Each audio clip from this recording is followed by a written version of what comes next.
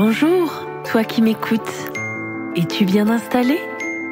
Nous allons vivre une nouvelle fois ensemble la magie des histoires.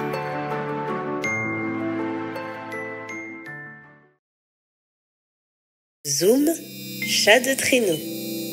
Écrit et illustré par Didier Jean et Zad et publié par les éditions Utopiques. Ils sont trois autour d'une cheminée où brûle un bon feu. Zoom, le grand-père majestueux, et ses petits-enfants, Zik et Zak, deux chatons vifs et malicieux. La lumière chaude qui les enveloppe est propice aux souvenirs. C'est Zoom qui parle. C'était l'hiver, il y a bien longtemps. Oh, vous n'étiez même pas nés les enfants. J'étais jeune, fougueux et plein de projets. J'avais un rêve, le plus beau des rêves, devenir chat de traîneau. Mais Pépé Zoom, ça n'existe pas les chats de traîneau. De mon temps, ça existait mon petit Zak. Les chats n'étaient pas encore ces carpettes ronronnantes et frileuses qui ne quittent jamais le coin du feu. De mon temps, il fallait chasser pour se nourrir. Et un mauvais chasseur restait le ventre vide. Maintenant, notre race se contente de vulgaires croquettes sans saveur, arrosées de lait écrémé. Moi, j'aime bien les croquettes, surtout celles au poisson. Mais mon petit Zik, c'est parce que tu n'as jamais dégusté de l'ours fraîchement tué. Quoi? Tu as chassé l'ours? S'écrient les deux chatons. Eh oui les enfants, mais c'est toute une histoire. Raconte-nous Pépé Zoom. Le vieux chat se cale bien confortablement sur son coussin. C'est un vrai conteur ce Pépé Zoom. Il ménage le suspense. En ce temps-là, le vieil Awa, que vous connaissez bien, était un jeune chien plein d'allant. Lui et moi étions des amis inséparables. Il allait bientôt entreprendre sa première traversée du Grand Nord. Lui allait voyager, vivre des aventures. Lui serait chien de traîneau. Et moi, dans tout ça, moi, j'allais devenir le chacha à sa mémère. Rester seul à la maison, abandonné, pas question. Je refusais ce rôle et décidais d'accompagner Awa. Un matin, la neige tomba, et durant 2 semaines, ce fut la danse des flocons. De jour en jour, l'agitation grandissait autour de la maison, créant une rumeur particulière qui signifiait qu'un voyage était proche. Les chiens étaient surexcités. Vous savez comment ils sont, bavards, courant dans tous les sens et maladroits. Dans la bousculade, un chien se blessa. Alors, le trappeur me vit, puissant et audacieux. Il comprit que j'étais prêt pour l'aventure. Et sans hésiter, il me choisit pour le remplacer. « Mais tu es bien trop petit pour être attelé, Pépé !» s'étonne Zik et Zak. « Ce n'est pas la taille qui compte, c'est le courage. Et puis ne m'appelez plus Pépé, ça m'agace. Appelez-moi Zoom, comme tout le monde. » J'en étais où? Ah oui, les préparatifs n'en finissaient plus. Des couvertures, des fusils, des conserves, des vêtements. J'étais impatient de dévorer les kilomètres, d'en découdre avec les éléments. La dernière sangle serrée, l'attelage s'ébranla. Une longue piste blanche, bordée d'arbres, s'ouvrait devant nous. Le trappeur m'avait placé tout seul, au milieu de l'attelage. Mais bientôt, je le savais, je serais en tête, dirigeant le traîneau d'une foulée farouche et intrépide. Un jour, du fond de la forêt surgit une harde de loups affamés et prêts à tout. Le maître et les chiens étaient terrorisés. Les yeux brillants se rapprochaient. Seul, je me dégageai du harnais et me mis en travers de leur route pour protéger l'attelage. Je bondis sur leur chef, c'était le plus féroce. Une lutte sans merci s'engagea. Hurlant à la mort, les autres loups formaient un cercle autour de nous. Ils attendaient ma défaite avec impatience. Soudain, Je glissai en arrière et prenant le dessus, mon adversaire se jeta sur moi. Je me souviens qu'il était lourd et que son poil sentait mauvais. Je me souviens de son haleine fétide. Ses énormes crocs se rapprochaient de ma gorge. Sentant ma faim toute proche, les autres loups clamaient leur joie.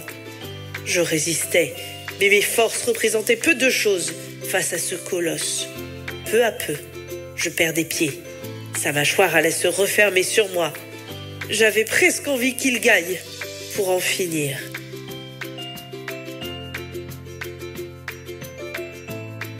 Heureusement, se sentant sûr de lui, le loup se relâcha un instant. Et aussitôt, d'un coup de griffe, je lui crevai un œil. La douleur lui fit perdre ses moyens. Il tituba. Je me redressai d'un coup de rein, le saisis à la gorge et au prix d'un effort désespéré, le fis basculer sur le dos. Instantanément, le silence tomba parmi les loups. Leur chef avait perdu le combat. Ils reculèrent, la queue basse. Et bon prince, je les laissai partir. Le danger était écarté. Bravo, Pépézoum, bien fait pour lui. Raconte encore. L'air pensif, le vieux chat se lèche les pattes, comme s'il feuilletait une à une les pages glorieuses de sa mémoire.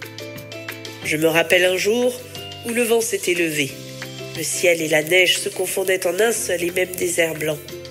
Le blizzard soufflait si fort que le chien de tête dut s'arrêter. Il avait perdu la piste. Le trappeur, se résignant déjà à passer la nuit sur place, nous retira les harnais. Mais je me portais à l'avant de l'attelage, et à force de signes, lui fis comprendre que j'étais capable de retrouver le chemin, malgré la tempête. J'étais sûr de réussir. Mon assurance impressionna le maître qui me laissa faire. Dans le coton blanc qui nous enveloppait, une étoile surgit. Elle était très lumineuse.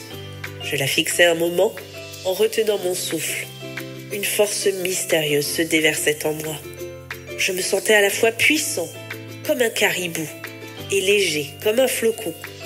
Je respirais profondément, puis je bondis vers le ciel, entraînant le convoi à ma suite. L'étoile semblait me guider. Le plus étrange fut de sentir le sol se dérober sous nos pieds, alors que nous nous élevions au-dessus de la piste. Notre attelage survolait l'étendue immaculée. Le temps s'était arrêté. Au-dessus de tout, je dominais. J'étais maître de mon destin. Seule la neige, fouettant mon visage, me rappelait à la réalité. Soudain, le brouillard se déchira. Et tout en bas, une cabane de rondins apparut. Nous étions sauvés. Tous les chiens me firent fête et le maître me câlina bien plus que d'habitude. J'étais devenu le chat de tête. Docilement, les chiens m'obéissaient. Ce soir-là, quand le trappeur nous distribua de la viande séchée, il n'y eut pas de bataille pour manger. Ni grognement, ni babine retroussée. Pour la première fois, nous pûmes dîner dans le calme du Grand Nord. À ce moment précis, la porte s'ouvre en grinçant. Le vieux Chirawa entre et s'allonge pesamment près du feu. « Bonsoir les chats, j'entends parler du Grand Nord? Le grand-père évoque ses souvenirs ?»« Oui, Pépézoum nous raconte quand il était chat de traîneau. » Awa éclate d'un rire tonitruant. Il se roule par terre en se frottant les côtes. Vexé, Zoum se lèche les pattes en ignorant Awa. Mais celui-ci reprend. « Je parie qu'il vous a fait le coup de la harde de loup. Et puis, laissez-moi me rappeler, il vous a aussi raconté son exploit dans le blizzard? Oui, et même que c'est comme ça qu'il est devenu chat de tête. » Ah, c'est trop drôle.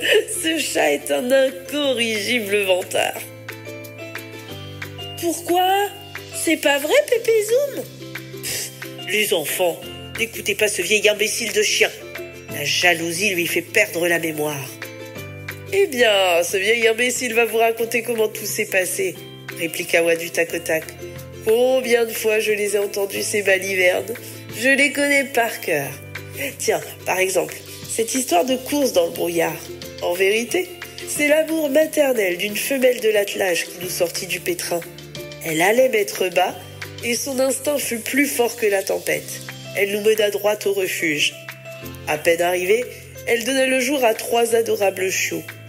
Quant au loup, qui l'aurait soi-disant terrassé, j'ai le regret de vous dire que c'est le trappeur lui-même qu'il tua d'un coup de fusil. Pendant quelques instants, Awa et Zoom s'affrontent du regard. « C'est vrai, Pépé Zoom ?» demande Zik très déçu. « Bien sûr que non, il ne m'a jamais pardonné d'être le chouchou du trappeur. » Les deux chatons ne savent plus qui croire. Awa reprend la parole. « Mais enfin, les enfants, réfléchissez un peu. Le trappeur n'aurait jamais emmené un chat dans une telle aventure. Un chat n'est pas fait pour tirer un traîneau. La vérité, c'est que Zoom a voyagé incognito, du moins au départ. Il s'était caché sous les pactages et quand le trappeur l'a découvert, il était trop tard pour le ramener à la maison. Alors on l'a gardé avec nous. Mais pendant que nous, les chiens, nous tirions l'attelage, Monsieur Zoom, lui, se prélassait tranquillement sous des fourrures à l'arrière. Furieux, Zoom se dresse devant Awa. « Et l'histoire de l'ours, tu l'as oublié peut-être ?» Le vieux chien hésite. Les chatons dévisagent tour à tour Awa et Zoom. « C'est quoi encore cette histoire d'ours ?» Les yeux brillants, le grand-père reprend son récit. C'était la nuit. Le campement était calme. Le feu projetait de grandes ombres dansantes sur les arbres de la clairière. Comme d'habitude, je ne dormais que d'un œil, guettant le moindre danger. Soudain, il y eut un craquement, un bruit sourd, suivi de grognements. Tous les sens s'en alertent. Je cherchais à percer le mystère des ténèbres. C'est alors qu'à la lumière des flammes surgit une bête colossale, un ours gigantesque. J'étais le seul à être conscient du danger. Les autres dormaient bien tranquillement. Sans écouter la peur qui m'envahissait, je bondis en travers de sa route. Les poils hérissés, toutes griffes dehors, je poussai un cri si terrible qu'il stoppa net l'animal. Réveillé en sursaut, le trappeur eut tout juste le temps d'armer son fusil. Et par chance, sa première balle tua la bête. Au petit matin, quand il dépeça l'ours, c'est à moi, Zoom, qu'il donna le premier morceau de viande, en signe de reconnaissance. « Oh, tu nous racontes encore des blagues, Pépé. Tu te moques de nous. »« Mais dis-leur, Awa, dis-leur que c'est la vérité, » s'écrie Zoom. Le vieux chien se gratte la tête. Il a les yeux vagues de celui qui se rappelle. Il revoit le chat, dressé devant l'ours, si petit face au danger. Et cette ombre immense. C'est vrai, les enfants, je me souviens. Tout s'est passé comme il le dit. Même si je n'ai toujours pas compris comment cette petite bête a fait peur à la grosse. Pour ça, oui, on lui doit une fière chandelle. Allez, les enfants, il est tard. Il faut vous coucher. Déjà, Pépé Zoom, on n'est même pas fatigué. Eh bien moi, tous ces souvenirs m'ont épuisé. Au lit maintenant, dit le grand-père de sa grosse voix qui résonne. Inutile d'insister. Les petits filent dans leur panier. Et quand Zoom se penche pour les embrasser, Zach lui glisse à l'oreille. « Dis, Pépé, pourquoi tu nous as raconté que tu étais chat de traîneau?